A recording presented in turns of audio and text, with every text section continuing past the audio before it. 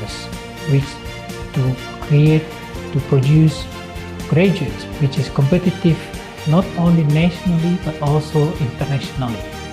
The program gives the opportunity for students to have the exchange student to many countries that they want: Malaysia, Thailand, Taiwan, South Korea, Japan, Turkey, Spain, and other European countries that the student likes.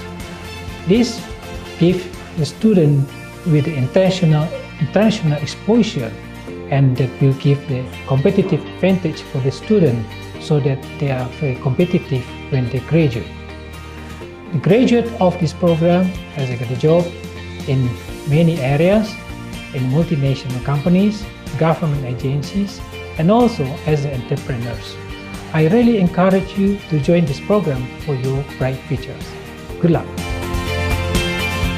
The aim of the International Program of Management and Business is to provide managerial competence and technology-based entrepreneurship at an international level.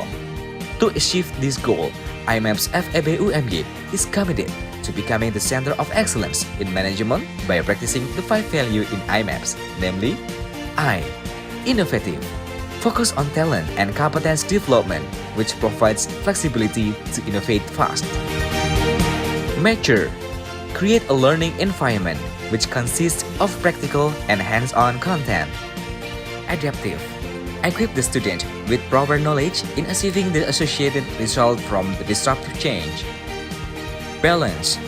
Generate a well-defined capability to integrate soft skill and hard skill competence. Synergy. Minimize the gap between what academic offer and what industry needs by continuously interacting with industry.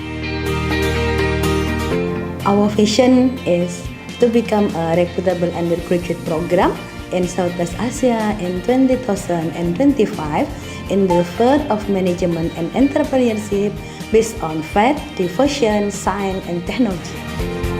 In order to create graduates with a global perspective, IMAP's FEB-UMY has also collaborated with various universities from several countries, such as New Zealand, Australia, UK, China, Japan, Malaysia, Spain, Taiwan, Thailand, and Turkey. IMAP's FEB-UMY has several excellence programs, such as: First, English Incentive Course. The purpose of the English course is to improve the students' English language skill, especially to improve the students' TOEFL score. This course is given to students semester 1 to semester 4. In order to ensure the quality of English language learning, IMAPS already has MOU with a credible English language education institution. Second, Overseas Fieldwork Lecture KKL abroad, and carry out by cooperating with industry partner abroad. Through this program, students will be invited to visit and watch the company's business process. Third, internship overseas. To increase students' ability, IMAPS has also developed internship program with various companies abroad. All of these activities are designed to produce excellent individuals with hard skill and soft skill who can compete on international level. Fourth, student exchange. IMAPS students will have the opportunity to carry out credit transfer or student exchange programs to several universities that have collaborated with IMAPS FEB-UMY from various countries such as Malaysia, Thailand, Taiwan, China, Korea, Turkey, and Spain. In addition, IMAPS has also accepted several students from Congo, Gambia, Palestine, and United Arab Emirates as full-time students at IMAPS. Fifth, international conference delegation. Sixth, foreign and domestic lecturer guest lecture. Another activity conducted at IMAPS is to invite visiting professors from various countries. IMAPS also invites practitioners from various fields to provide provision for both hard skill and soft skill for IMAPS students. Another program launched by IMAPS is the Summer School, which offers a variety of courses that not only study about the material but also directly practice with practitioners. Assalamualaikum warahmatullahi wabarakatuh. Alhamdulillahirabbil alamin. Wassalatu wassalamu ala asyrafil anbiya'i wal mursalin wa ala alihi wa sahbihi ajma'in amma ba'du. Welcome to the International Program of Management and Business, Universitas Muhammadiyah Yogyakarta. This program is part of Management Department, Universitas Muhammadiyah Yogyakarta. The vision for this program is to educate, to empower, and to enrich students with the international network based on Islamic and local wisdoms. In order to implement those vision, we are doing several activities such as doing a visiting professor, summer school, student exchange, and also internship overseas. Those activities will be helpful for students to combine their ability, to combine their hard skill and also soft skill. So, by joining IMAPS, you will be able to combine your hard skill and soft skill. So, please come and see and join IMAPS.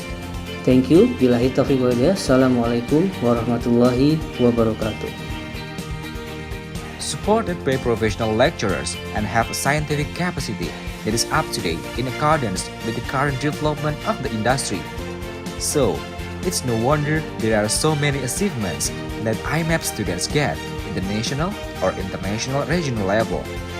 IMAP students are prepared to become graduates who excel in the fields of managership and entrepreneurship to see existing business opportunities.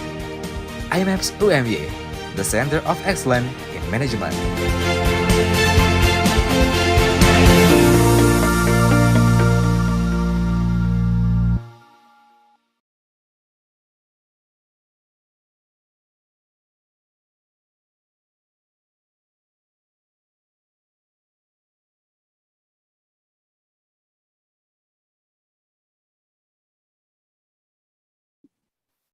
A very good morning. Good morning, Prof. How are you? I'm good. What about you? Nice to meet you.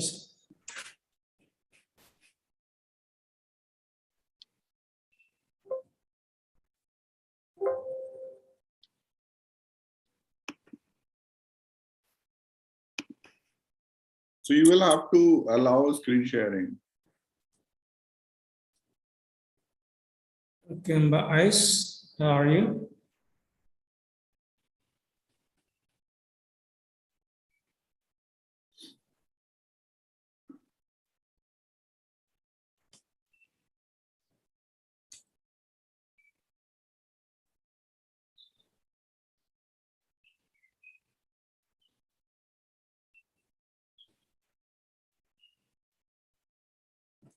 Ais, hello.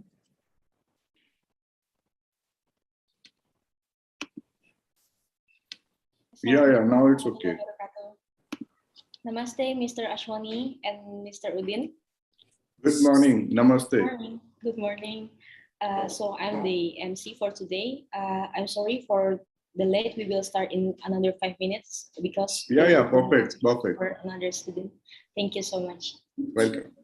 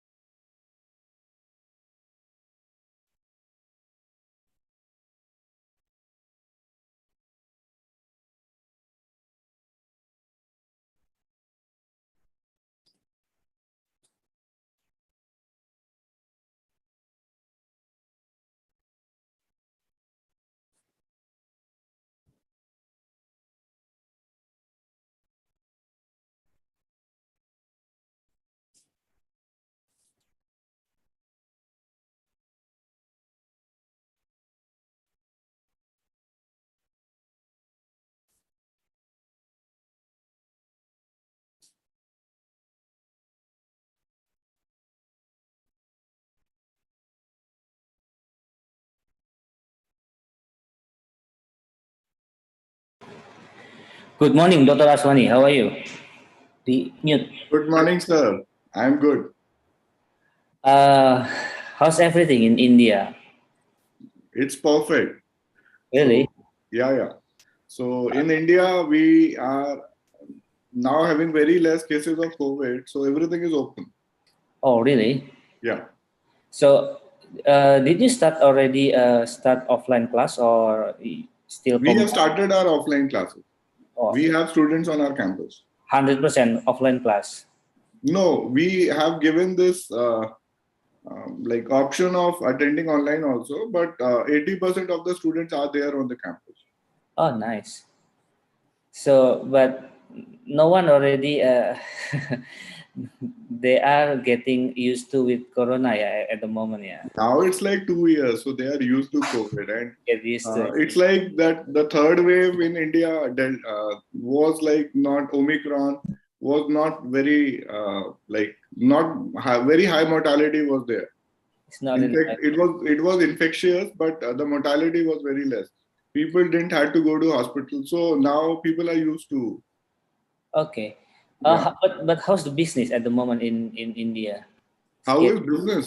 how's the business? I mean, is the business getting stepping up or just growing or just So business is recovering. So a lot of okay. restaurants and lot of hotels, they had suffered a lot, but the business is recovering now. It's getting back to use. Oh, nice. That's good. That's good because if you do nothing, then yeah, our business not. we, So in case of countries which are like very high dependency, which are having very high dependency on tourism, they are facing a lot of issues. Like look at Thailand or these countries, they are actually finding it very difficult to cope up and recover. oh But yeah. yeah, Mhm. It's similar like here in Indonesia. Like Bali is the most the most popular destination for tourism. Yeah, but it's not recovery yet. Yeah, starting recovery, but it's not fully recovery at the moment. Yeah, we still need some time to recover. Like I think in next 3 months, everything will be like back to normal. hopefully, yeah, hopefully. Okay. Anyway, so thank you for your acceptance for my invitation to give the lecture for today, and then maybe it's already 9:07. Sabila, maybe you can start, and then we can have discussion after this. Thank you, yeah. And then the moderator for this moment is Dr. Udin. He's expert for in human resources in leadership especially. So yeah, maybe you can have a good discussion with him. Good morning, Dr. Udin. Sure. Looking forward to this. Yeah. Okay, Sabila, time is yours. Thank you. Assalamualaikum warahmatullahi wabarakatuh. Good morning, everyone. Shukrat, Mr. Ashwani. My name is Salsabila. I'm a staff at IMEP's Faculty of Economics and Business of Muhammadiyah University of Yogyakarta.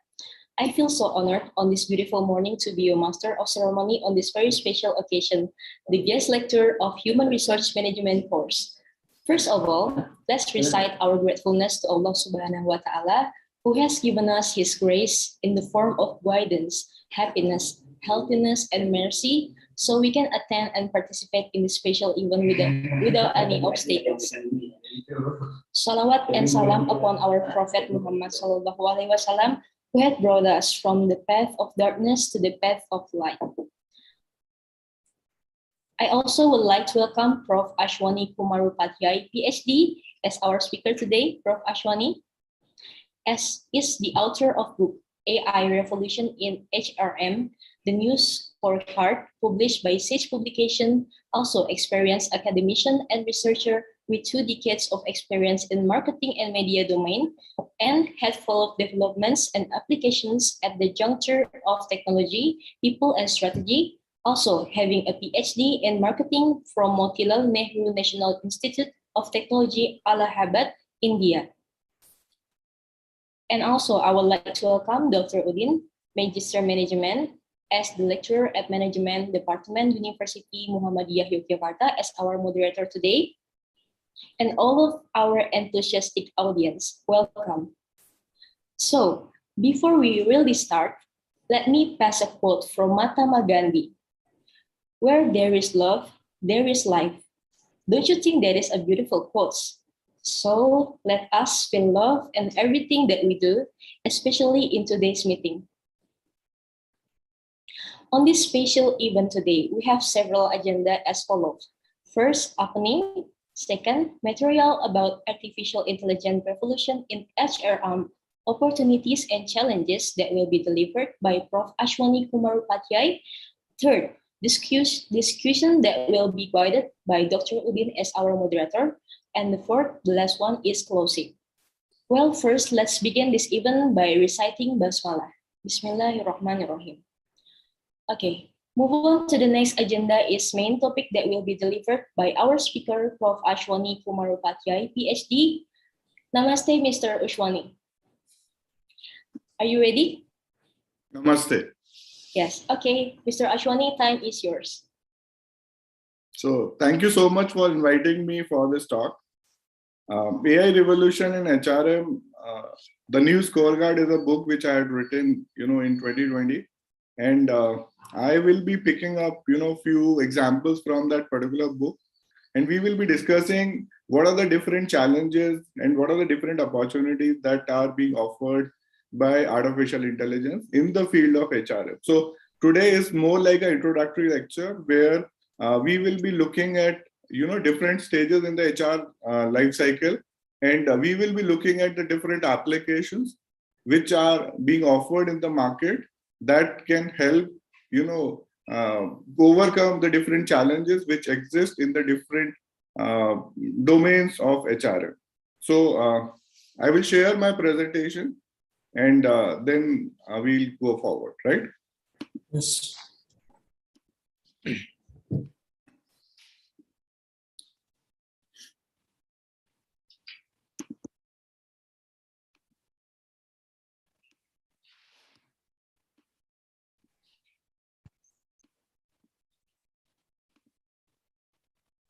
Yeah.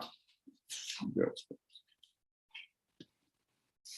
So I am a faculty at Symbiosis Institute of Media and Communication, which is part of Symbiosis International Deemed University, Pune, India.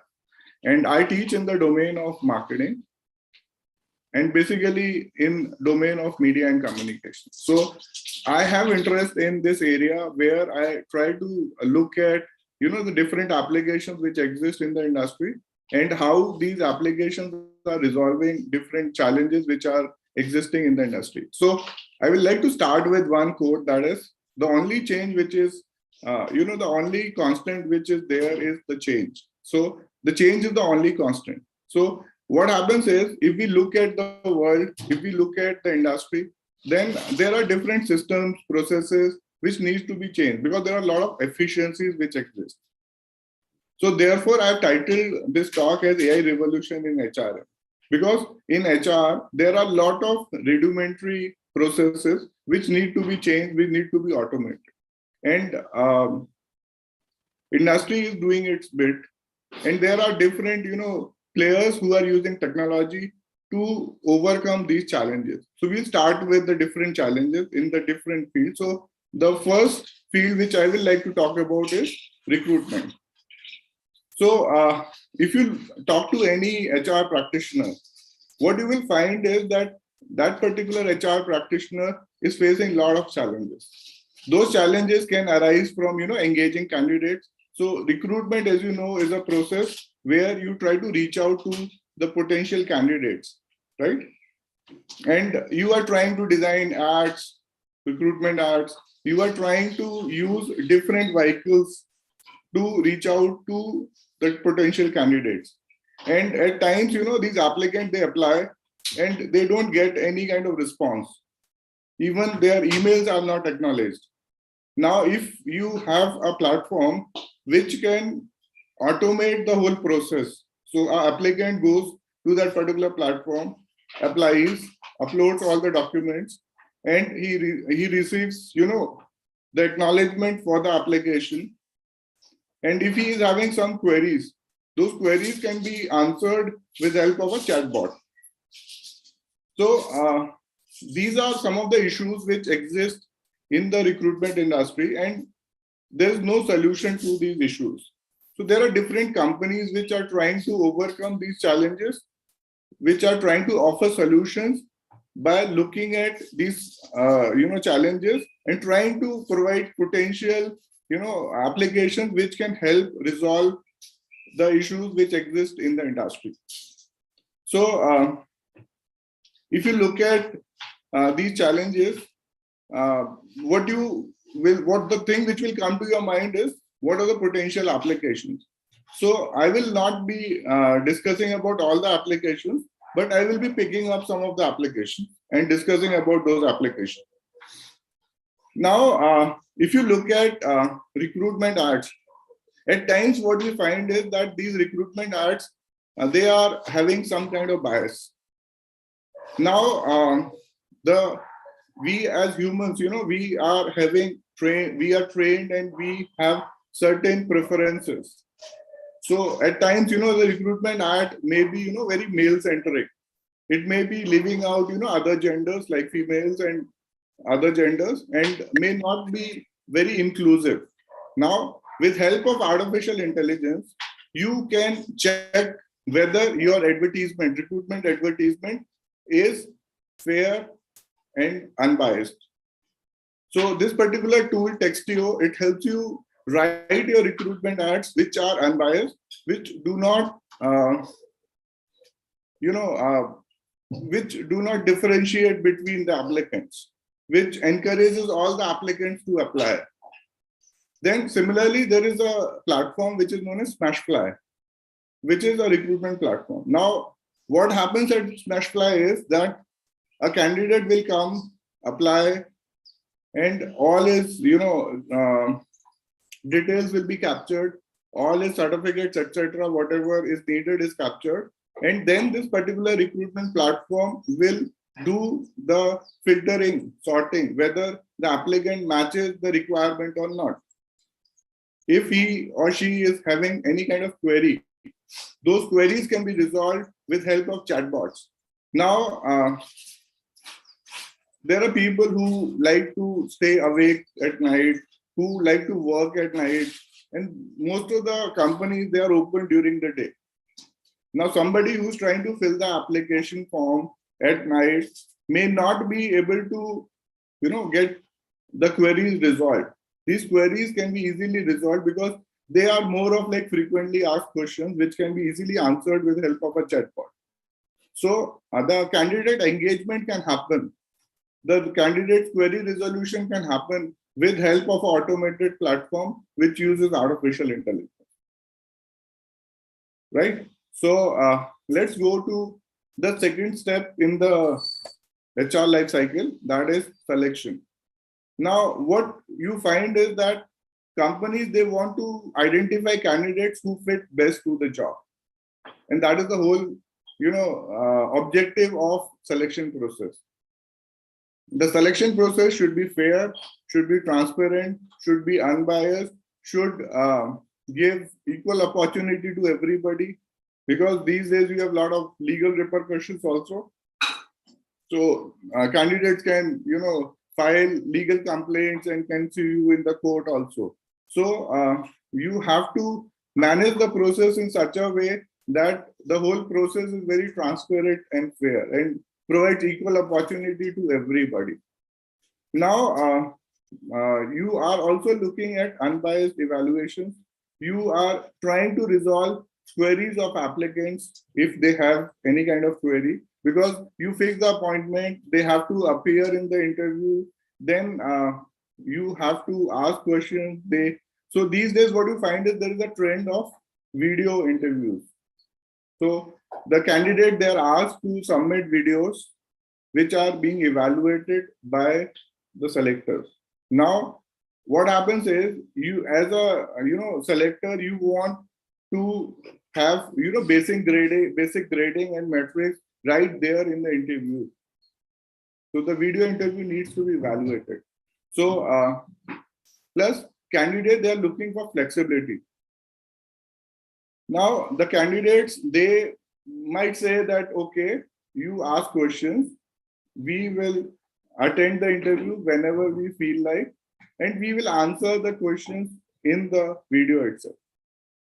So that kind of flexibility is being sought out by the candidates, and the companies, they are also interested in offering these virtual online solutions, because as we have looked, during the last 2 years, due to COVID, there has been a lot of disruption.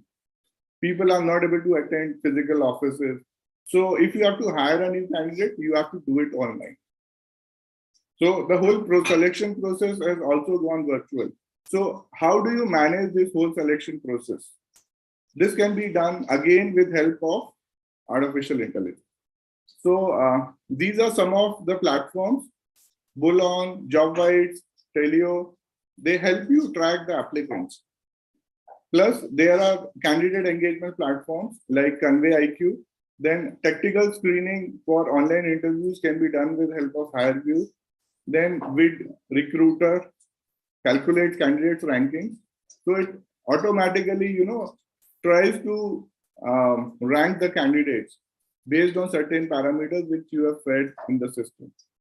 And Spark Hire again, helps in the video recruitment process. So in Spark Hire, candidate can answer to the selectors' questions at their convenience. So you have like 4, 5, 6 questions or 10 questions. The candidate will answer those questions, and then the selectors can review those videos and grade those candidates.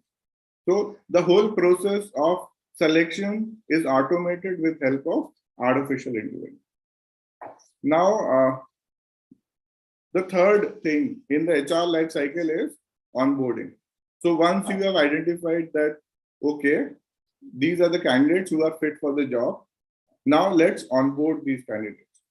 Now the onboarding process involves a lot of paperwork, a lot of formalities, and the candidate, they have a lot of questions when they are joining any organization. Now look at the virtual online onboarding which has happened during last 2 years. The candidates, they are clueless who to talk to, who to approach for resolution of queries. Now, if you have a chatbot who can answer the candidates' questions, if you have a platform where they can look out for different documents. So, for example, knowledge management systems. So, if the candidate can, feed in the query, the system, artificial intelligence-based automated system searches for the documents or the video which can resolve this particular query. And at times, you will find that for the top management also, it's very difficult to go and meet and address all the candidates.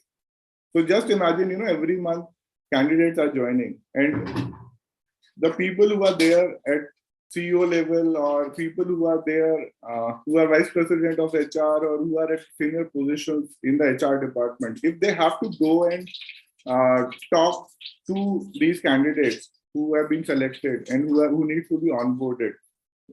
So you need to tell them about the culture, you need to tell them about the different rules, processes, policies, etc. It is like repetitive process. Now, if you have a system which automates these things, the life becomes much easier for the HR professionals as well as for the candidates. Now, the candidate can sit at his place, his or her place, and can review what are the different documents, what are the different videos which are there existing. So there are solutions which can help you onboard the candidates. These solutions involve, a few examples are like Kia, interactive employee onboarding. So this particular system, it will design interactive videos and different other kind of documents so that it becomes easier for the employees to onboard and learn about the organization and the different rules, policies, etc. Then OB is again a system which tries to resolve the candidate's queries. Now, we will go to the next step, that is training. Now, we all know that training is important for any organization. And the candidates who have joined the organization, they need to be trained. And the existing candidates who are working in the organization, they also need to be reskilled. So now just look at the last 2 years. There are a lot of candidates who didn't know how to use these platforms like Google Meet, Teams, Zoom, etc. They need to be trained. There are candidates who are needing some kind of rescaling because they need to be moved up in the hierarchy. They need to be promoted. So they need to be imparted with leadership skills. They need to be imparted with technical skills. So all this kind of training, again, is a challenge when you look at any kind of organization which works in a physical mode, and then they have to go into the online mode. So if you have to automate the process of training, how do you do that? So there are different solutions which are available in the market which can be used to automate the whole training process. Now, if you look at the training program, so there are different aspects to it. So for example, you need to design a training program. You need to design the content, and the learners also have different preferences. So somebody may like to read, somebody may like to listen to a podcast, somebody may like to listen to a video. So some person may be comfortable, reading a comic book. So if the same content can be refurbished and used to design content in a format which is preferred by the candidate, that solves a lot of issues which exist in the training department. Plus, if you are organizing a centralized training, then you need to call all those candidates to a central location. You need to arrange for the different trainers. So it is actually a very Herculean task if you look from a point of view of a training manager. Now, how do you resolve this particular issue?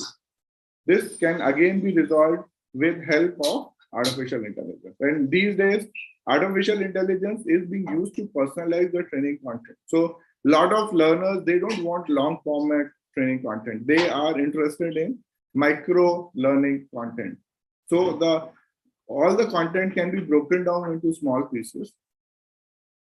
These small pieces can be reviewed, read, or consumed by the applicants or the trainees. And then based on their own preferences in form of training content at their own pace, at their own speed, at their own place, the trainees can learn how to upgrade them. So these are some of the platforms. Exonify. So AstraZeneca is the international pharmaceutical company. They had used the platform offered by Exonify for micro-learning. So the content was broken down into smaller pieces, and the trainees, because these days there is this goldfish conundrum and people are not able to focus for a very long period. They need content in small bits and chunks.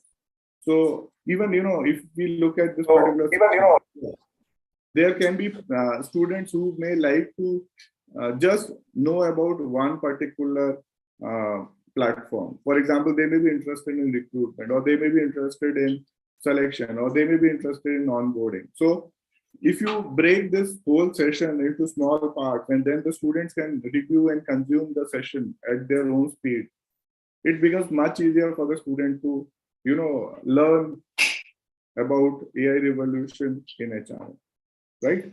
So a lot of us, we don't have English as our first language. And at times we struggle to speak English. And we want to be good public speakers. Now, how do you overcome this particular fear? There is this app known as Orai, which is a public speaking coach. So you can also try this particular app. So some of the content is free. So if you download this particular app, it will help you improve your public speaking skills. It will tell you that, okay, these are the pauses you are having when you are speaking, or these are the repetitive words which you are using, these are the filler words which you are using. So as a a person who wants to improve the public speaking skills, this app works fantastically. Similarly, there is this app which is known as butterfly.ai. It provides you personalized guidance, and it's like an AI coach. Then there is this app which is known as voice vibes. So when we are speaking, we have different kind of vibes. So at times, I can be like very, very sarcastic. I can be very, very negative. So that is known as negative vibes. And at times I will be very positive. That is known as positive vibes. So this particular app will help you decode your speech and will tell you that, okay, these are the positive vibes, these are the negative vibes. These are the positive words you are using, these are the negative words you are using. And you can try to be a positive speaker with help of this particular app. Similarly, there is this platform known as Mentor Cloud. Now, we all want mentors, we want coaches, we want people who can help you improve regularly, who can tell you, okay, these are the things which you are doing correctly, these are the things which you need to improve upon. Mentor Cloud provides you a mentorship facility where the mentor can mentor the mentees. Then Iris and Sense, these are again two platforms which can be used for customized assessment. Now, when you are training your employees, when you are training, or maybe when you are teaching your students also, you want to assess them. Now, assessment, if you talk to teachers, is a process where it's very time consuming, it's very, very difficult. Now, a lot of your assignments these days, they are being screened through software like Turnitin, which helps you check the plagiarism. So my job will become much easier. I know that Turnitin will tell me that, okay, these are the parts of the assignment which have been plagiarized. Similarly, Iris and Sense can help you design customized assessments. So some people may be interested in quizzes, some people may be interested in essay type, kind of assessment. So Iris and Sense will help you design customized assessments based on the level of the learner. Now, if you look at learning theories, what you will find is that the different trainees, they need to be assessed at different levels. So at times, when you are administering a test, if the candidate does not know the question 1, and again, if he or she does not know the question 2, and again the question 3, it becomes challenging. The candidate becomes hopeless. So you need to challenge the candidate. At the same time, you need to motivate the candidate. So you can tweak the difficulty level of the question. So in order to motivate the candidates, you can provide him with easier, simpler questions so that he or she is motivated enough to attempt the whole assessment. Now, manually, in an interview, you can tweak your questions. But if you are having a quiz, online quiz, or if you are having an online assessment, you need a system to do this for you. Now, this can be done with help of tools like Iris and Sense, which uses artificial intelligence to vary the difficulty level of the questions and the assessment, right? So let's move on to next. Now, once you have trained the candidates, it's important that you assess their performance. Now, evaluation, performance evaluation typically happens at the end of the year. In our university system, we as faculty members, we as lecturers or professors are assessed at the end of the year. And the director or the person who is assessing us, by the time, the year ends, he or she has forgotten that what good work we had done in the initial part of the year. And a lot of evaluation is biased because there's a recency effect. So If you have performed badly in the last, 1 month of the evaluation period, there are chances that you will get a negative grade. If you have performed good for last 1 month, average for initial 11 months, again you will get a fair assessment. You will get good marks, but you also need to assess candidates regularly. So till now, what was happening was you bucketed the different people in your organization into 3 groups. One group, excellent. You provide them with all perks and everything. Second group is like average. So you give them average appraisal. Third group is like a group which you want to, which you don't want to retain in your organization. You want those people to leave your organization. So that was a typical process which was there existing. Now you want your assessments, performance evaluation to be fair. You want your assessment to be transparent. You want your assessment to act as a corrective measure. So you want to check the performance, maybe every week or maybe every fortnight, and you want to regularly look at, how the different people who are under your supervision, they are performing. You also want to capture the work of the people in your organization throughout the year. So our knowledge management system powered with help of artificial intelligence is a system which can help you track the progress, the work of the candidates. So there are organizations where an individual may be part of different teams. So he may be, contributing to a particular team. Then, next month he's part of some other team. After that, again, so he or she is working on different projects. So now it is difficult for the organization to capture the whole progress at the end of the year, because that particular person has worked on 10 different projects. So you need to go and talk to those 10 people who are leading that particular project and collect information, and then you evaluate that particular person. So in order to provide constructive, positive feedback, in order to have a fair, transparent, regular kind of evaluation, you need a system which can help you with the whole process. So if you look at performance management, what you will find is that IBM Watson is an artificial intelligence program which is offered by IBM to other clients also. Plus, within the organization also, IBM Watson is a super intelligent program which helps manage, evaluate performance of individuals within IBM as well as for the clients. And it is taking into account the present performance which is there. Plus, it is also looking at the future potential. So somebody, for example, working in a university system, maybe an average teacher, maybe average at administration, but maybe a very high potential researcher. So that person, in future will come up with good research papers or good publications, or he or she may write good books.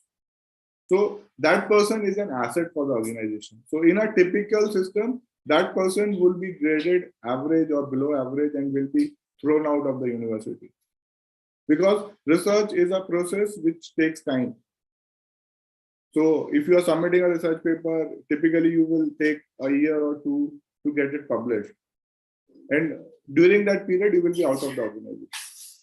So future performance of a candidate also need to be taken into account. So somebody may be not very good at the operational level, but maybe having very good leadership qualities. And that person can be a good mentor once he or she is promoted. So he or she may not be a very good clerk or may not be very good at operations, but he or she is a very good potential leader. So it's important for an organization to take into account the future potential of a candidate while appraising that particular candidate. Similarly, Deloitte, they have this process where they have moved from an annual appraisal system to a weekly kind of feedback system. So the supervisor will get all the matrices about the performance of the person who is under that particular supervisor. Then that supervisor can look at, okay, these are the areas where this candidate is performing well. So you need to appreciate the candidate for performing well. Plus you need to provide a positive constructive feedback so that he or she can improve. So you are not waiting for the year to end. You are taking into account that weekly performance, and you are wherever he or she is deviating, you are able to correct that particular person. So similarly, there are other large organizations which are having employees who are working across the globe. For them, again, performance evaluation process becomes challenging. So if you have a centralized system which can capture people who are there in different geographical locations, there are organizations, there are multinational corporations which are having lakhs of employees. So just imagine somebody having 3 lakh employees who are working across the globe in different countries. Now, some employee wants to take a transfer. And these large conglomerates, they are having different industries also. So they are not functioning just in one industry. And there are people who want to switch from one industry to another industry. There are people who want to switch from one geography to another geography.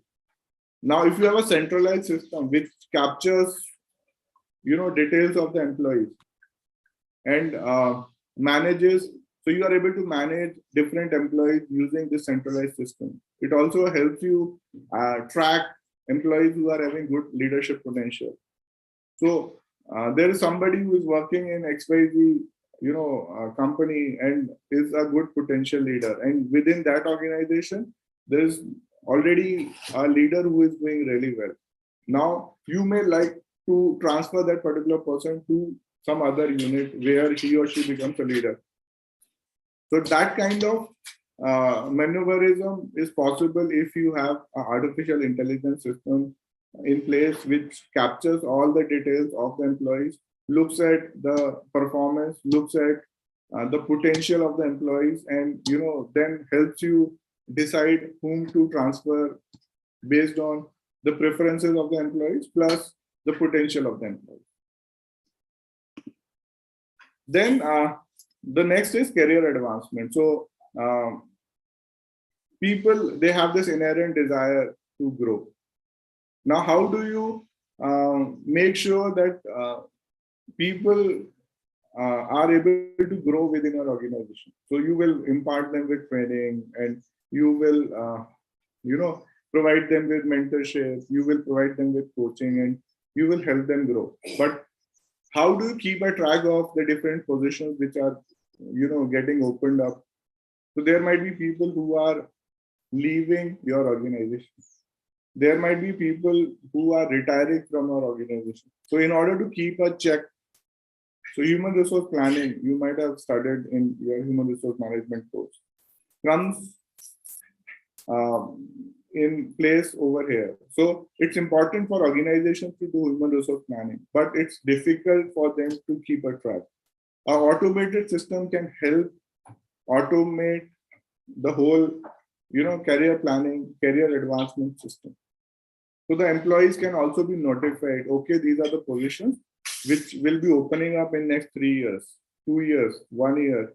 And the candidate can take lessons, can attend, coaching sessions, or can attend training programs, or maybe, if some other external training program has to be done, the candidate can plan accordingly.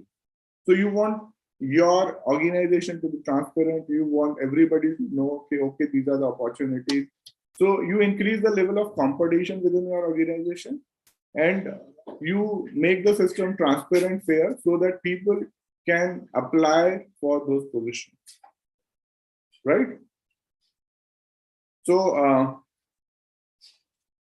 you want to make the whole career advancement process very, very transparent and fair.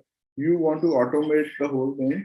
what comes to your rescue is the systems like MEY Chronos, assessment first, again a predictive hiring system. So when you are hiring a candidate, you know that okay, this candidate has having these qualities, he or she has done well on these psychological tests, on different other tests, and you know that okay, this guy is going to be a consistent performer, he does not have leadership potential, and there is some other person who is having leadership potential who can be promoted to a leadership position. So when you are hiring a candidate, you know the potential of the candidate and you can do planning for that particular candidate. Similarly, within your organization, you also want to predict the likelihood of a candidate leaving. So if you look at the way a candidate is performing, the way he or she is interacting, the way he or she is there existing within the organization, it is very easy to predict whether that person is likely to change the job or not. Artificial intelligence powered system can help you automate. So he or she may be writing emails, may not, may be communicating. So a lot of information is captured within the systems, and that information can be used to predict whether a person is going to leave or not. Plus, you also want to make sure that if you are firing somebody, so a candidate may not be good for your organization, but you also don't want to be feeling guilty that you have fired that particular person from that position and that particular person is now without a job. So you need to at times, there are organizations which are like very, very empathetic, which are very, very compassionate, and they want employees to feel cared of. Like, so they want employees to feel as if the organization is like very, very caring, want to nurture. So he or she may not be a good fit for the organization, but they want to make sure that that person goes and join some other organization. So you want to have a leadership board, you want to have a board where you want to tell the person that, okay, these are the future job opportunities, or these are the openings which are there existing in the industry. And so what is happening is you are making your employees more competitive. Most of the time it happens that organizations are afraid of employees leaving. And therefore, they feel that, okay, this employee is performing to our level, we don't need to train that particular person. But it's important that you have a culture where employees are continuously motivated to perform better, to prepare for future job opportunities that may exist within the organization or maybe outside the. Then the next point which I would like to talk about is retention. So you want to retain your employees. So if you know that this person is going to leave your organization, it's easy for you to go and talk to, or intervene or design interventions that can be used to retain that particular person. And again, automated systems using artificial intelligence can come to your rescue. Then I talked about likelihood of an employee leaving. So if you know that a person is going to leave, it's easy for you to design a system or incentive or a training program, or maybe promote that particular person. Or if you think that that person is not so valuable, you may just simply mentor that particular person and tell him, okay, these are the better job opportunities, and you can go and work at some other place. Or if that person is valuable, then probably you can give better perks, benefits, etc. So all those things are possible if you have an automated system. So there are these softwares, AI-based automated systems like QLEC, then Seedlings, Then Salesforce.com, you might have heard about. It's a world's one of the largest Salesforce automation systems.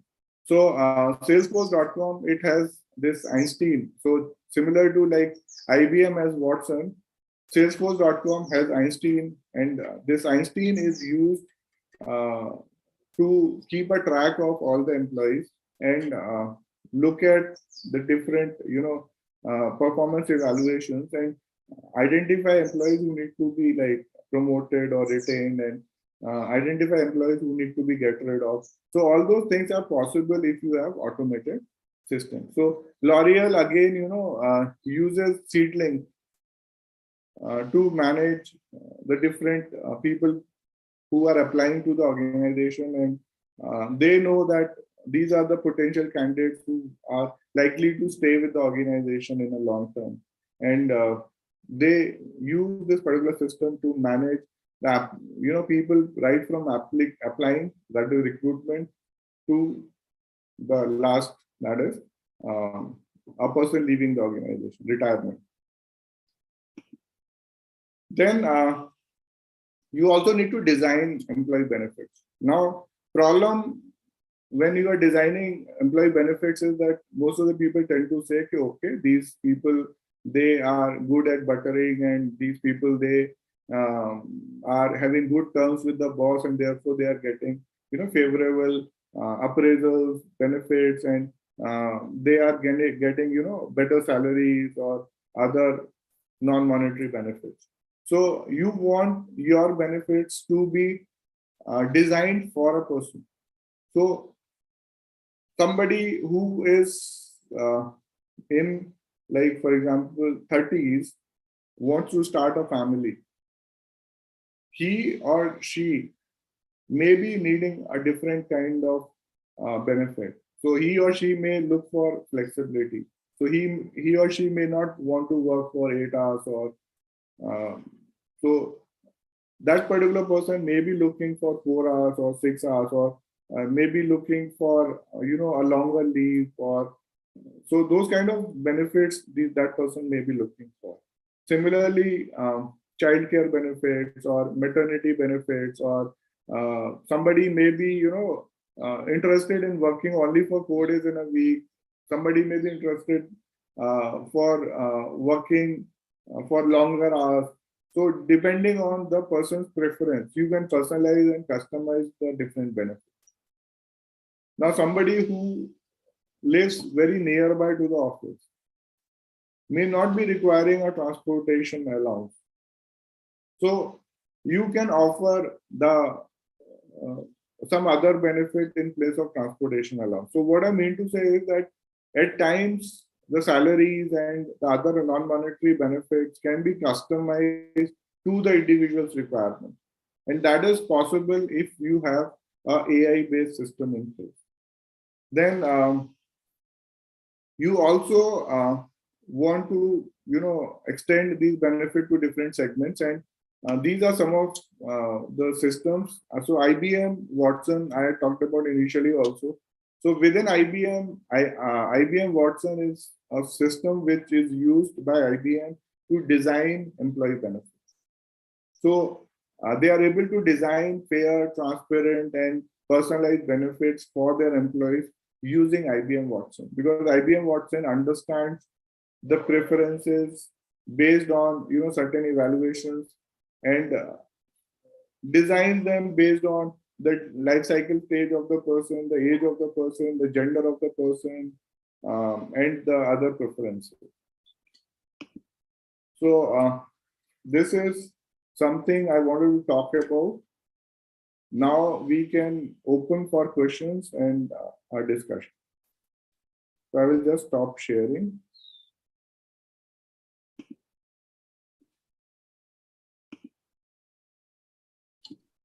So Okay, thank you very much. I could have used some other case studies also, but I felt that it's important to give a wholesome snapshot in the different HR stages, how artificial intelligence-based systems can be used.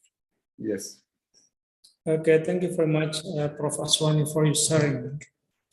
Maybe I can make a conclusion of this speech that artificial intelligence is a technology automatization using in business, whether for human resource development or for human resource management, such as in training, selection, in career advancement until retirement, maybe.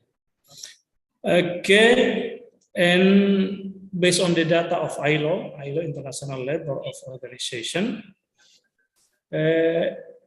they make a plan that in 2030, ILO hopes that all of a big industry, big company in the world, they should use artificial intelligence for making sustainable effectiveness in business. Okay, it is a very good speech, very good topic, and maybe one of you students, maybe you have any questions. Okay, Prof. Aswani, there's a question in the chat box. The question is from Alfira. What's the role of college students in facing the artificial intelligence and human resource management revolutions? The role of students in facing or in applying, maybe his wishes maybe in applying artificial intelligence facing in revolution industry. So a very good question.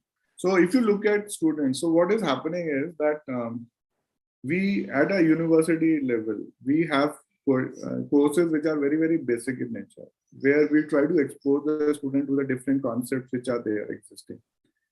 And the speed at which the different systems and different softwares and different automated systems are being developed and deployed in the organizations is like immense. So it's important for a student to keep a track of the different solutions. So whatever problem which you can think of as a HR professional or as a student who is there, studying human resource management, there are solutions which are there existing in the market. So if you will just simply, Google and try to look at the different solutions. So you can go to the websites of these solutions. They have use cases and they tell you that, okay, this is the software which we have, which can be used for this particular purpose. So as a student, it is important to be aware about these systems.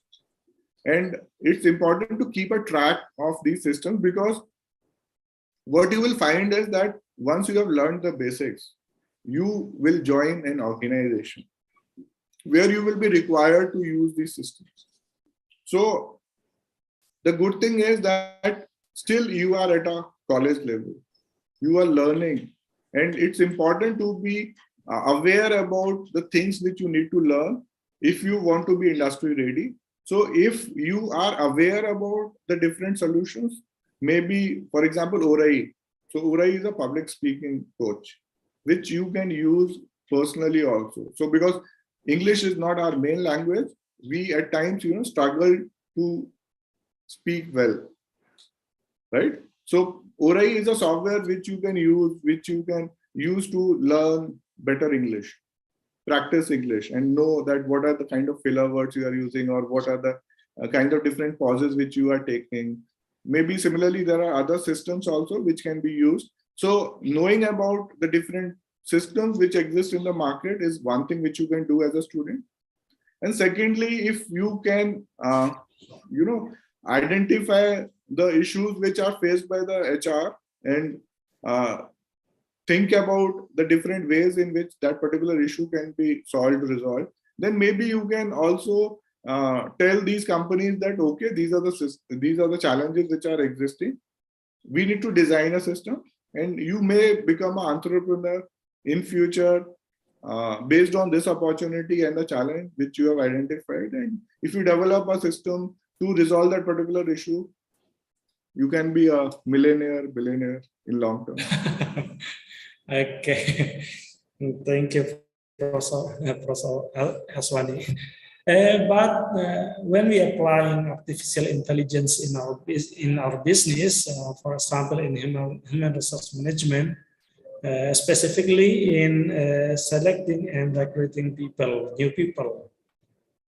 Sometimes when we recruit new employees for doing any task in our organizations, we see about their background, for example, such as our family. But when we apply artificial intelligence, maybe it less likely, maybe we are not going to see about their background, for example, our relative. Yeah. Because you can design the system where it looks at your background also. So what are the languages you speak, or what is the culture you come from, or what is your So if you look at the current issue, people say that there is no fair chance of employment because certain people who are coming from a certain family background, they get more preference. So for example, in India, when you look at these media organizations, journalism, so people who are at the editorial positions, they come from a very affluent background. They have like foreign education. They have, people who are there in, maybe politicians, or, somebody's father, mother, relative was an editor. So they come from a very privileged background. So persons who are very bright, they find it very challenging, and they say that the systems are not fair. So if you want to have a very fair and transparent system where the only requirement is merit, you need to then automate the system. You need to remove the different biases. So now when you look at AI-based systems also, one of the biggest challenge which people talk about is that there is a bias in the system, and that bias in the system is existing because the data which has been used to train that particular system was in itself biased. So in different cultures, so maybe a society where it is more men dominated, women may not get equal chances. So for example, till now in India, there was this National Defense Academy where women were not joining. Women were not recruited. Girls were not recruited. But now they have changed the law. Now they will be recruiting females also. So why is it that, historically people feel that men can only go and fight a battle? Okay. Women can also, they be there on the borders. So it's about gender equality. It's about, equality amongst classes. So it should not be that, somebody from a very favorable background, privileged background is given preference. People at different socio-economic classes are also, bright and also have the potential. And therefore, that is the reason why you find, look at Microsoft, look at Google, they are all being led by Indians. So if these organizations had looked at the person like Sundar Pichai or, Satya Nadella, and looked at their background, okay, they come from India, they come from this background, they would not have reached those positions. So it's important that you start looking at the competency of the person. And that can be done with help of AI-based automated systems. Okay, thank you, Prof. There is a question from Anissa. How to minimize business failure in the era of artificial intelligence revolution in human resource management? Yes. So I started with this quote that change is the only constant. So if your business is not suitable as per the trend in the industry, as per the needs of the consumers, if you are not offering the right products, you are bound to fail. How artificial intelligence can help you is, it can help you manage your people better. It can help you select, recruit people who are far more competent, where there is no nepotism, where there is no, preference to the background, where you are hiring, promoting competent people. Then those people will make your organization, maybe future ready, or maybe, they will ensure you against the business failure. So it's about people management. You are in a course where you talk more about people and how to develop people and how to manage people. And if you manage your people well, those people will do wonders for your organization, make sure that your organization stays relevant. Rest, there are other things also which are there. So you may be doing great, but since you have not kept a track of the developments in the industry, you are bound to fail. For example, the classic example is digital cameras. Kodak as an organization was the leader. Everybody used to go to Kodak labs and buy those rolls and get pictures printed. And with time, Kodak didn't keep a track of the trend which was there, that was digital photography, and they are out of business. Same happened with Nokia. They didn't keep a track of smartphones, and they were doing exceptionally well. But when smartphone came, they didn't keep a track and they were not able to adapt. So it is not about people, a normal employee. It's about the vision of the people who are there at the board and at the top management positions. So if you look at organizations like Apple, they have this vision where they know that, okay, they have to be the leaders in smartphone industry and they have to develop their own software. They need to keep their systems, very, very robust, and therefore they do whatever is needed. Similarly, look at, work cultures which exist at Google, Facebook, etc. They all are very, very fair, transparent, automated, where they merit competence. Okay, thank you. Prof. Aswani, can we integrate artificial intelligence and emotional intelligence at the same time? Can we integrate artificial intelligence and emotional intelligence? Yeah, definitely. So if you look at the current weakness of AI-based systems, that is, these systems do not have the same amount of empathy or compassion or emotions. But I am sure that in future, as the systems will evolve, they will be considering emotions also. So if you look at the current level, at the current development level, there are a lot of lacunas which exist. But I'm very sure that with change being constant, in future, these systems will be more empathetic and will be looking at, emotional intelligence dimensions also. And when you talk to people, they say that AI is not going to replace humans. And that is like biggest fear which is there existing in the mind of people, that our jobs will be lost to artificial intelligence.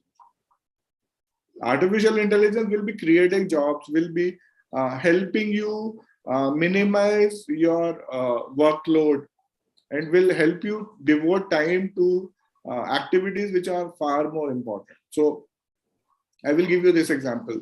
So I'm a researcher. So I had to do a lot of citation and referencing.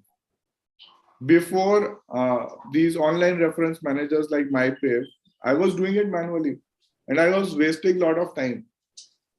So every time there was a rejection, I have to, submit the paper to some other journal. The journal had a different kind of citation and referencing requirement, and it was like far more difficult for me.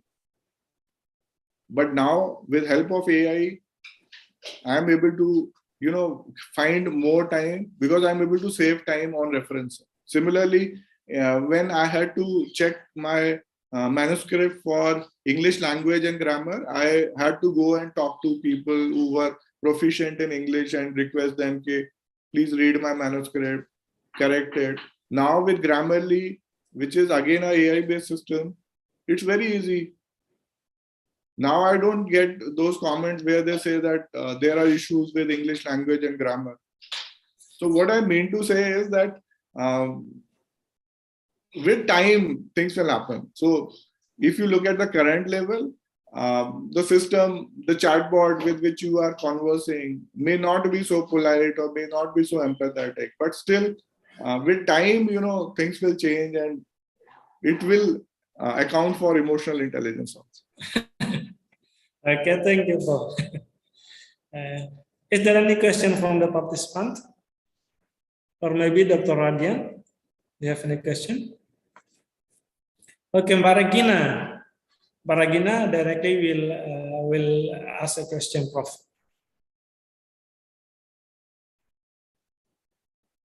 Regina, your device is still mute. Okay, sir. I wanna ask about if is in the future will the recruitment of employees will be replaced by AI? Okay, thank you. In the future, Prof. In the future, So, maybe. So you are afraid of your job, right? So will you be replaced as a HR manager or not? No, you will be there. So it is like we have automated cars on the road, but still people don't trust the automated cars. Similarly, there will be automated systems and you will be designing those systems. You will be making changes to those systems and maybe, looking at or maybe supervising those systems. So maybe the number of people who are there in the HR department may be reduced, but people with high proficiency, high skills, and who are, experts, their salaries and their requirements will go up. So as a student, it is important that you should be there at the top. So your skills, abilities, and your attitude all should be aligned to capture and maybe look at positions where you can actually be a person who is aiding in the design of the system. So you may not be a programmer, but still you can tell, okay, this is what we need and these are the problems and issues and challenges, and please improve these things. So I don't think that in future humans are going to be replaced. You will not have a system on autopilot. You still will have humans supervising and managing those systems. Yeah. So there is this question, artificial intelligence can be incorporated in HR activities to improve the business functionality and how AI can improve the work efficiency. So currently, if you look at work efficiency, so for example, you as a student, if you apply to an organization, currently, without automated systems, there is very less likelihood that your CV will be screened, or maybe you will be getting a favorable response or maybe acknowledgement from the organization. Now, earlier, without artificial intelligence, all the CVs per week read and screened by humans, and who were just looking at maybe family background or maybe the institution name, and may not be looking at the kind of internship which has been done by the student or the kind of projects on which the student has worked, or the other educational or other kind of skills which the person is having. But with the AI-based system in place, the screening can be fair, transparent, and at the click of a button. So you can have like 10,000 applicants. As humans, you will require so many people to screen and read those resumes. But with the AI-based system, that screening can be automated. You can have far more efficiency in the workplace, and same applies to the different other functions, including performance appraisal and designing benefits and answering queries, onboarding. So chatbots and those kind of things can be there, which can help you. So for example, when you join an organization, the first question is, what is the leave policy? I want to take this leave, can I take? So the system can tell you whether you are eligible. So as soon as you apply for the leave, it will tell you, okay, you are not eligible for that leave because you have just joined the organization. There are no leaves in your quota, right? So definitely the workplace efficiency will improve. Definitely it will improve the work, business functionality. The classic case which exists when we talk about business efficiency is Starbucks. So Starbucks uses artificial intelligence at different levels, starting from sourcing. So they know exactly that from which farm that particular coffee had come, and they know exactly that this is the customer and what are the items which he had ordered in the past, and they know exactly that this is the climate, this is the weather, this is the time in the year, this is the time in the day. These are the items which will be in high demand. Similarly, MACD also had done this integration where they had developed this particular app. So if you look at the business of McDonald's, it had grown during COVID because they had this digital transformation happening. So definitely the business efficiency increases. Definitely as an organization, you become more customer responsive, and you are able to meet the needs of the customer more efficiently and effectively. Okay, thank you. Prof. Aswani, some people say that employing artificial intelligence in our business needs high cost. How about your argument about based on this comment? Yeah, so if you look at softwares also, so initially people had to purchase those softwares, and then software as a service, the concept of software as a service came. So Salesforce automation, Salesforce.com is one of the systems companies which offers Salesforce automation at very low cost. Similarly, these recruitment platforms and these AI-based systems like IBM Watson, etc., they are offering services to organizations at a very low cost. So depending on what services you are needing, and so if you want to develop your own standalone system, it will be expensive. But if you are taking services from a vendor like IBM or Salesforce.com, your cost will be less.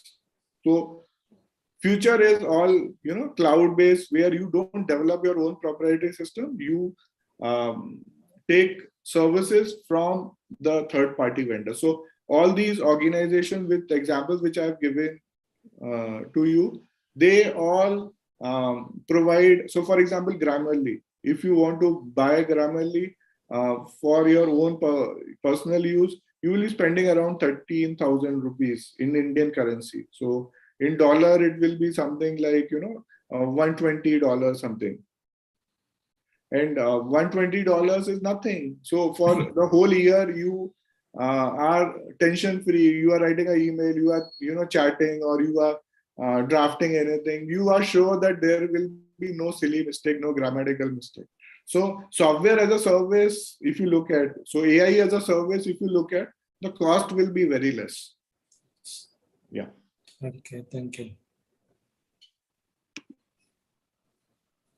All of the participants, is there any question? Dr. Radian? Okay.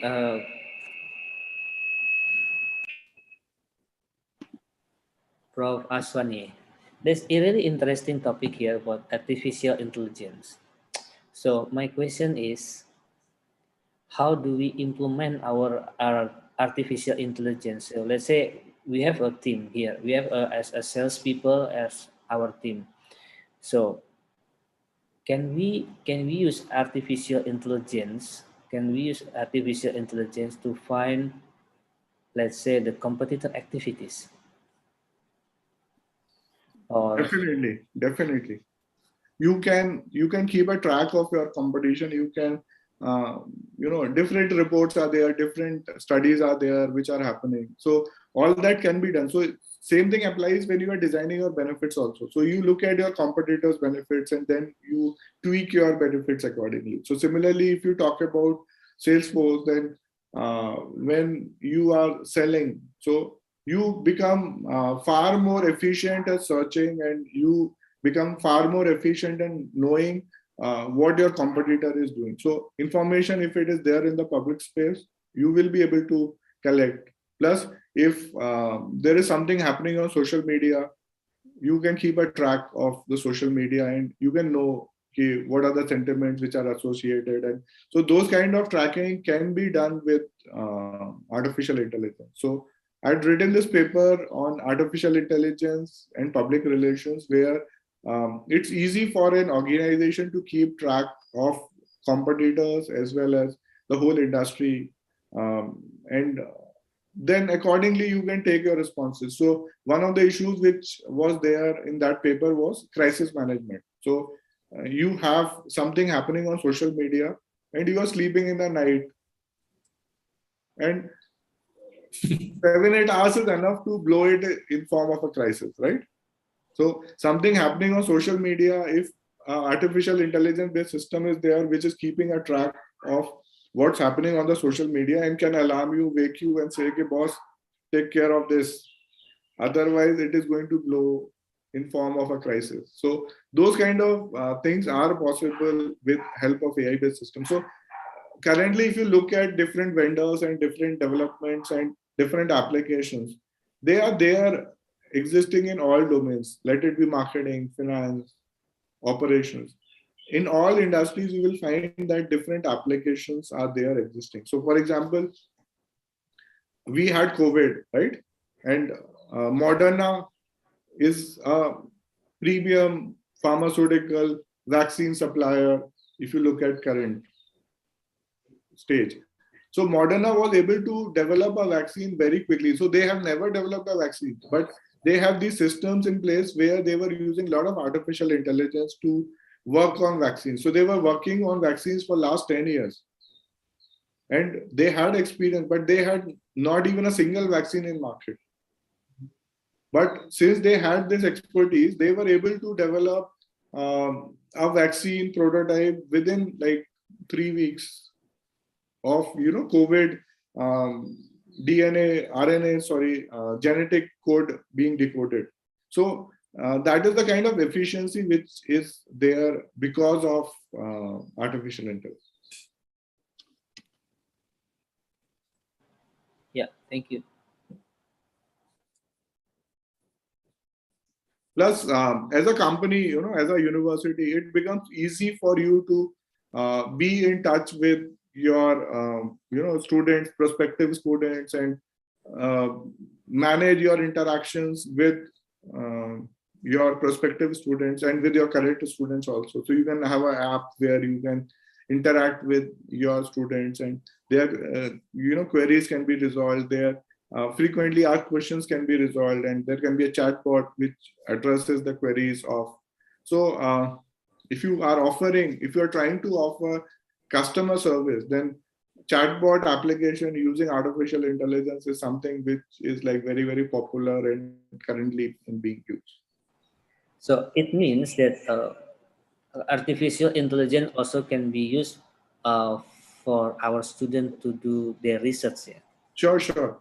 So if they want to do their citation referencing, then MyBave is a software which can be used. If they want to do their literature review, then they can go to any kind of database like Scopus. There they can download the files. Then they can process those files in systems like VOSviewer, etc., where systematic literature review and the different interconnections between the different concepts that can be analyzed with help of these automated systems. Similarly, if you want to correct your English, Grammarly can be used. If you want to check plagiarism, then Turnitin can be used. So actually, knowingly or unknowingly, we are using a lot of artificial intelligence. We are not aware that we are using these systems which are being powered with help of artificial intelligence. And students, they can be like far more efficient. So if you look at companies like Uber, Flip, etc., they are able to customize your content. So you have a long format article. Now you want to have a short format, snippet from that particular long format article, or you want to have a animated video presentation. So all that can happen and can be done with help of AI. So Uber, Flip like platforms, they are being used for knowledge management. They are being used to search, existing emails and databases and to know what's existing in the organization. And otherwise, what happens is it's difficult to, find even a simple policy or a manual within an organization. But with help of automated search, your job becomes much easier. So even if you look at these databases like Scopus or AppSco, etc., they use a lot of intelligence. Okay, Mr. Ashwani, we have one last question from the chat box from Jovan. Is the use of artificial intelligence in business or social media, such as to find likes, record customer activities, and others, is it a violation of privacy? Because this is related to the company relationship customer.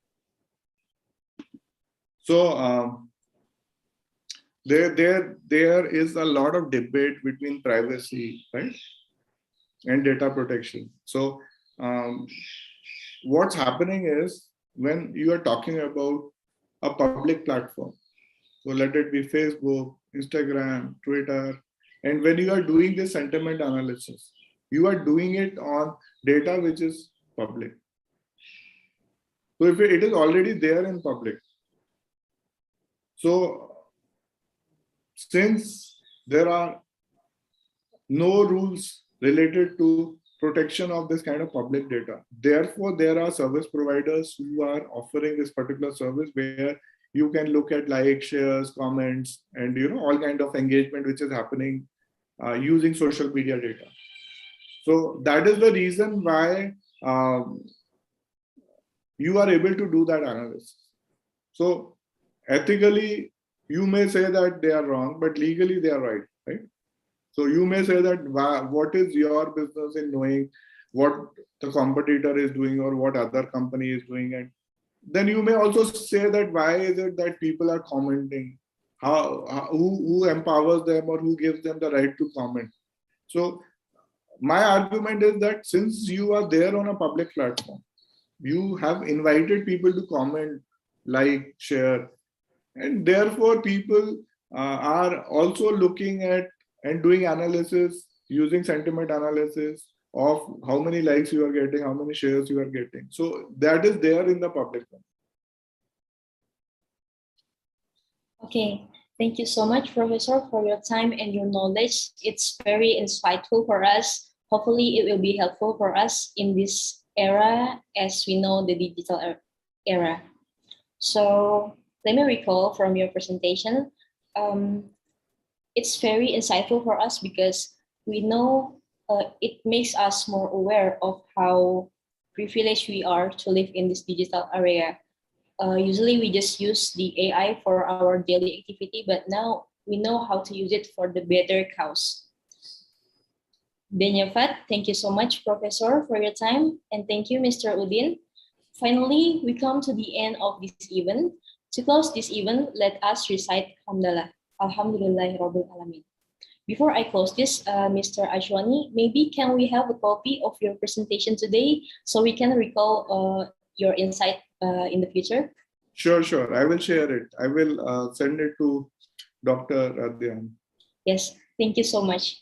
Okay, everyone, thank you so much for attending this meeting and for your enthusiasm. See you in the next guest lecture. Assalamualaikum warahmatullahi wabarakatuh. Thank you so much. Guys, before we close this event, can we have a little photo session maybe for documentation?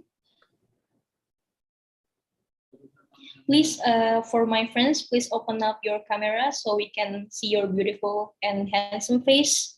Come on. Okay. Kamu yang screenshot ya? Okay. 3, 2, 1. One more time. 3, 2, 1. All right. Thank you so much, everyone. Have a nice day. Okay, thank you, Professor. Thank you so much. Yeah. Thank you so much. Thank you, Professor.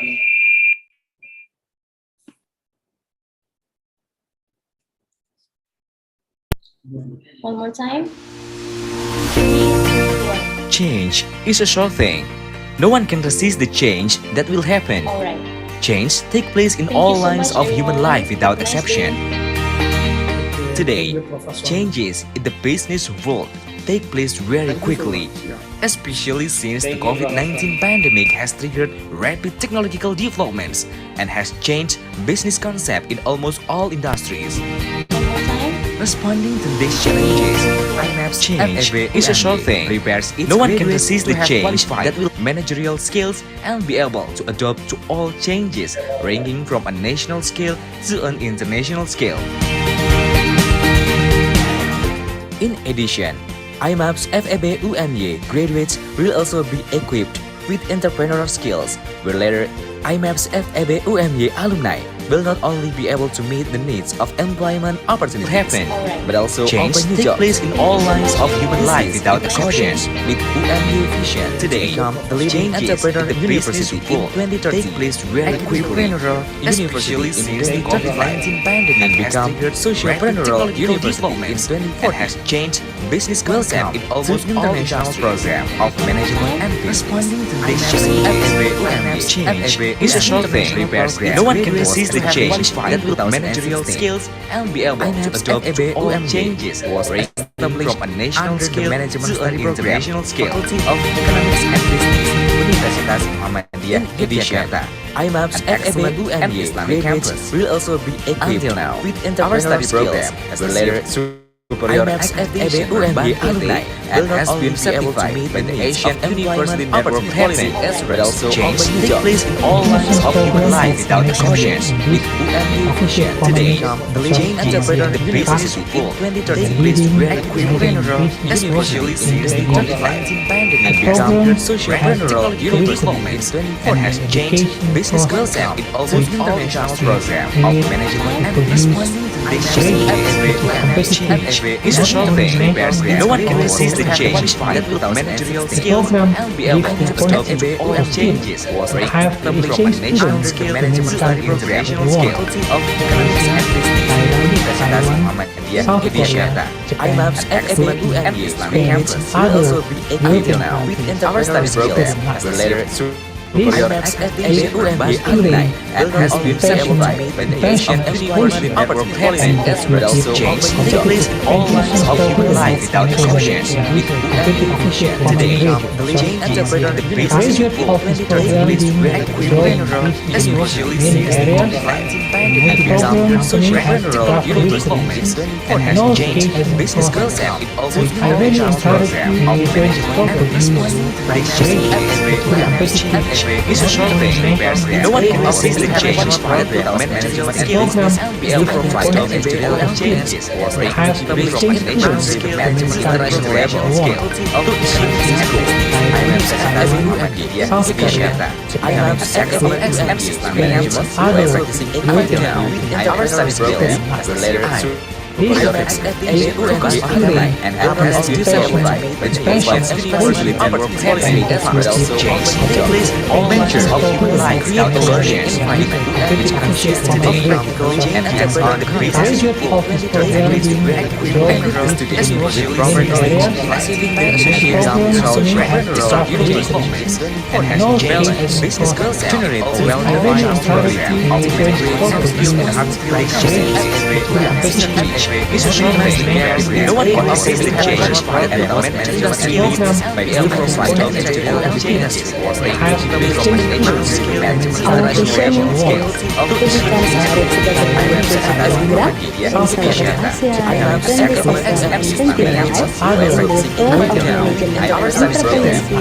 based on fact, quotient, science, and has been certified in provide security and policy, but also all ventures of life collaborations, which consists of practical and hands-on experience in New Zealand and Australia, and Thailand, Japan, Malaysia, South University Thailand, and has changed business concept, generate a well-defined program of several excellent hard exchange. Is a short thing. No one can resist the change and managerial skills by the provide managerial exchange. Our vision is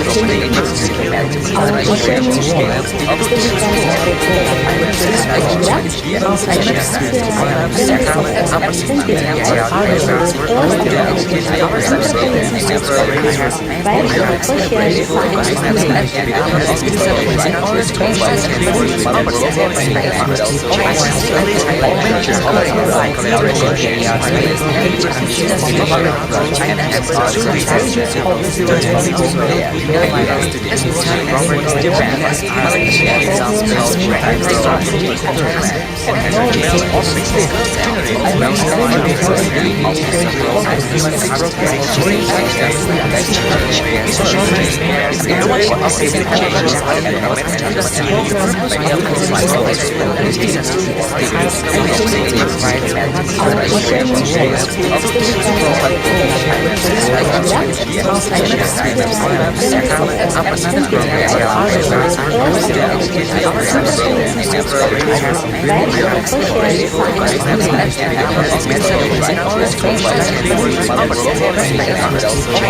Assalamualaikum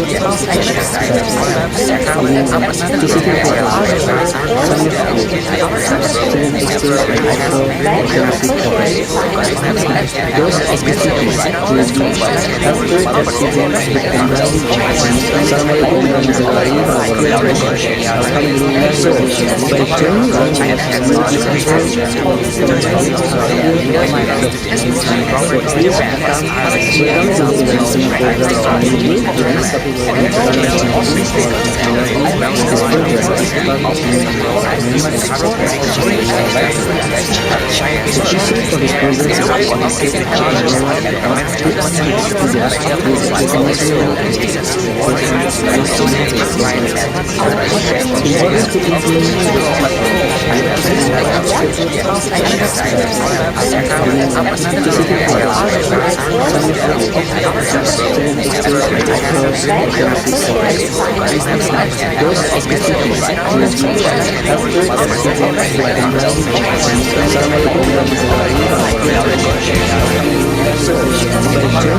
wabarakatuh.